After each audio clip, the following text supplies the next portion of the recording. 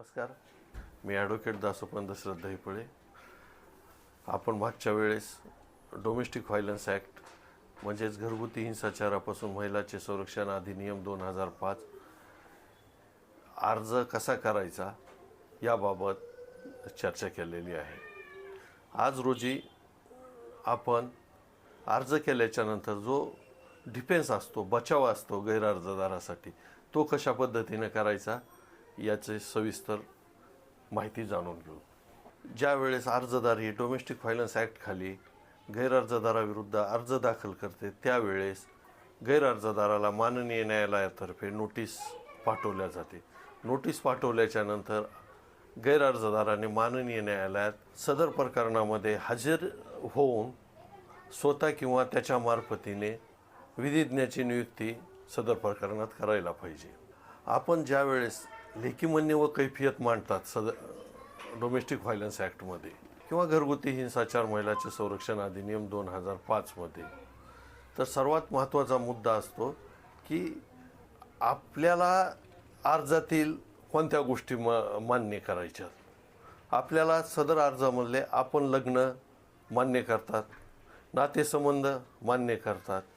त्याच्यानंतर जो बेस असतो किंवा जे कथन केलेलं असतं ते आपल्याला मान्य राहत नाही. मान्य राहत नसल्या कारणामुळं त्या अर्जाचं परिच्छेदानुसार प्रत्येक वाक्यानुसार रिप्लाय द्यायला पाहिजे. उदाहरणार्थ की परिच्छेदमध्ये असं सांगितलं जातं किंवा माझं लग्नाच्या वेळेस माझ्या आईवडिलांनी अमुक अमुक इतका हुंडा देऊन लग्नाचं मानपान केलेलं आहे, कपडे लते दिलेले आहे, सोनं नाणं दिलेलं आहे, संसार उपयोगी वस्तू दिलेल्या आहेत. या तुम्हाला मान्य असतील तर हो म्हणा, जर मान्य नसतील तर प्रत्येक मुद्दा हा खोडून काढा. किंवा सदरचं लग्न या तारखेला झालेलं आहे, परंतु अर्जदाराने सांगितल्याप्रमाणे सदर प्रकरणात अर्जदाराने सांगितल्याप्रमाणे मला कसल्याही प्रकारचा हुंडा घेतलेला नाही.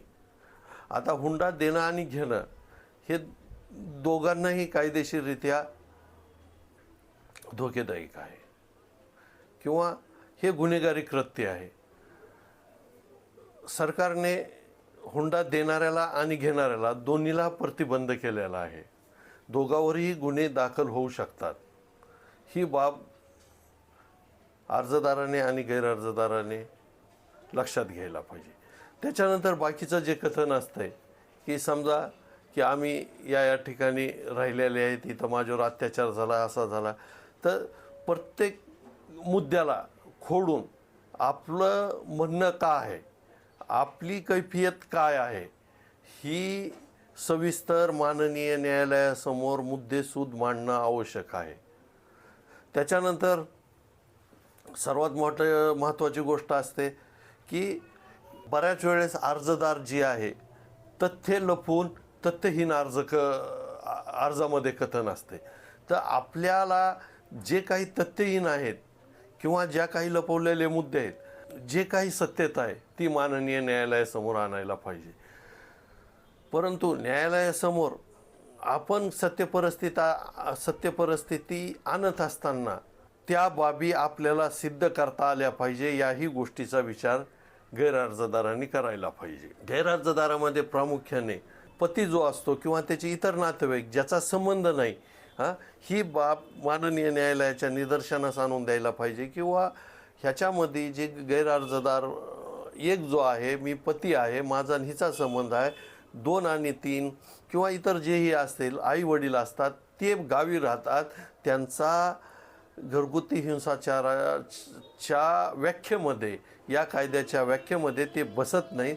त्यामुळं त्यांना या प्रकरणातून काढण्यात यावे.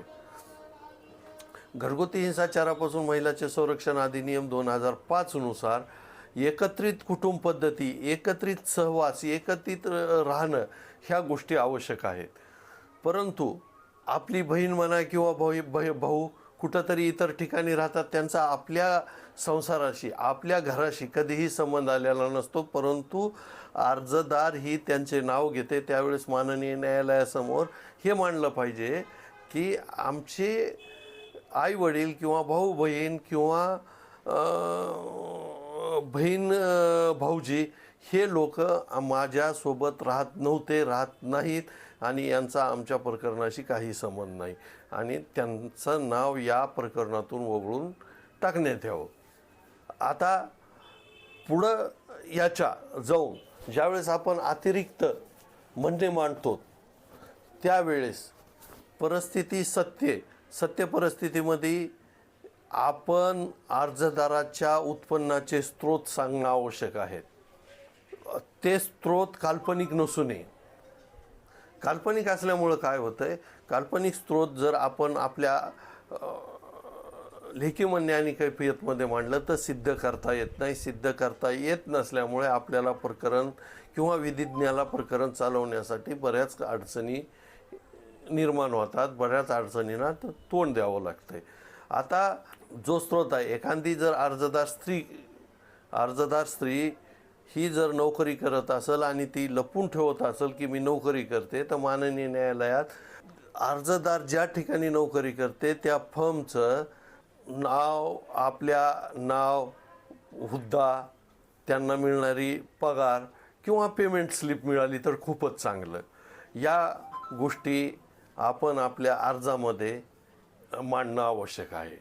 त्यानंतर आपलं लेखी म्हणणे आणि कैफियत मांडल्याच्या नंतर मुद्देसूद प्रत्येक मुद्दा हा खोडून काढणं खूप गरजेचं आहे. त्याच्यानंतर ज्या वेळेस आपण आपली लेखी म्हणणे व कैफियत पूर्णपणे माननीय न्यायालयासमोर जातो, त्यानंतर आपल्याला इंटरिम जर अर्जदाराने इंटरिमचा अर्ज दाखल केलेला असेल अंतरिम पोटगीबाबतचा, त्याच्यामध्ये जे युक्तिवाद असतं त्या युक्तिवादामध्ये आपण फक्त आपलं स्रोत, जे उत्पन्नाचा स्रोत आहे ते माननीय न्यायालयासमोर द्यायला पाहिजे. जे माननीय सर्वोच्च न्यायालयाच्या निर्देशानुसार एक शपथपत्र द्यावं लागतं, त्यामध्ये अर्जदार आणि गैरअर्जदार या दोघांनाही आपल्या उत्पन्नाबाबतचा तपशील द्यावा लागतं. त्याच्यानंतर आपल्यावर असणाऱ्या जबाबदाऱ्या, खर्च किती आहे, या सर्व बाबी, उत्पन्नाचे साधनं किती आहेत, या सर्व बाबी त्या शपथपत्रामध्ये मांडणे आवश्यक आहे. जर या शपथपत्रामध्ये कोणताही पक्षकार माहिती लपून ठेवत असेल किंवा चुकीची माहिती देत असेल तर त्यावरती निश्चितच माननीय न्यायालय कायदेशीर कारवाई करू शकते आणि तो पक्षकार कायदेशीर कारवाईस पात्र राहणार झाला. आता त्याच्यामध्ये जे डोमेस्टिकमध्ये इंटरिम अंतरिम पोटगीवर ज्या वेळेस युक्तिवाद होते त्यावेळेस अर्जदारातर्फे किंवा एक गैरअर्जदाराचं उत्पन्न वाढवून सांगितल्या जाते, ते उत्पन्न वाढवून न सांगता जे आहे, जितकं आहे, आपल्याला जे आवश्यक आहे तितकंच मांडलं तर माननीय न्यायालयाला आपला युक्तिवाद समाधानकारक वाटणार झाला. तसंच गैरअर्जदार यांनी ज्यावेळेस युक्तिवाद करतात त्यावेळेससुद्धा त्यांनीसुद्धा अर्जदाराच्या उत्पन्नाबाबत जे संयुक्तिक उत्पन्न आहे हे माननीय न्यायालयासमोर मांडणं अत्यंत आवश्यक आहे. आता ज्यावेळेस इंटरिमचा अर्ज वर युक्तिवाद होते त्यामध्ये जर मुलांच्या कस्टडीबद्दल, मुलांच्या ताब्याबद्दल ही सुद्धा मागणी अर्जदारातर्फे किंवा गैरअर्जदारातर्फे होऊ शकते. त्या आदेशामध्ये त्याचासुद्धा समाविष्ट होणार झालं. जर गैरअर्जदार हा अर्जदारास आण्विक छळ करत असेल तर अर्जदाराला संरक्षण अधिकारी मागून घेण्याचा किंवा माननीय न्यायालय संरक्षण अर्जदाराला पुरवण्याची तजवीज करू शकते. परंतु जर का हे अशा पद्धतीचा कसल्याही प्रकारचा छळ होत नसताना अर्जदार सांगत असेल की माझा छळ होत आहे, त्यावेळेस संरक्षण अधिकाऱ्याचा जर रिपोर्ट अर्जदाराच्या मागणीनुसार विरुद्ध आला तर अर्जदाराला कसल्याही प्रकारचं संरक्षण माननीय न्यायालयातर्फे मिळणार नाही. तुम्हाला माझा व्हिडिओ आवडला असेल तर लाईक करा आणि सबस्क्राईब करा.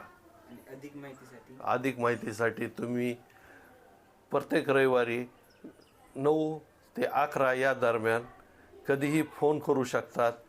फोन हा निःशुल्क राहील. तुम्हाला जे सल्ला देण्यात येईल माझ्यातर्फे हा निःशुल्क राहील आणि जर तुम्हाला या दरम्यान फोन करणं शक्य नसेल तर तुम्ही इनबॉक्समध्ये तुमच्या अडचणी मला पाठवू शकतात. मला ज्या पद्धतीनं वेळ भेटेल त्या पद्धतीनं मी तुमच्या शंकेचं, तुमच्या प्रश्नाचं निरसन करण्याचा पुरेपूर प्रयत्न करेल. चला भेटूया आपण पुढल्या नवीन व्हिडिओसोबत, नवीन माहिती घेऊन, नवीन विषयाला. तोपर्यंत नमस्कार.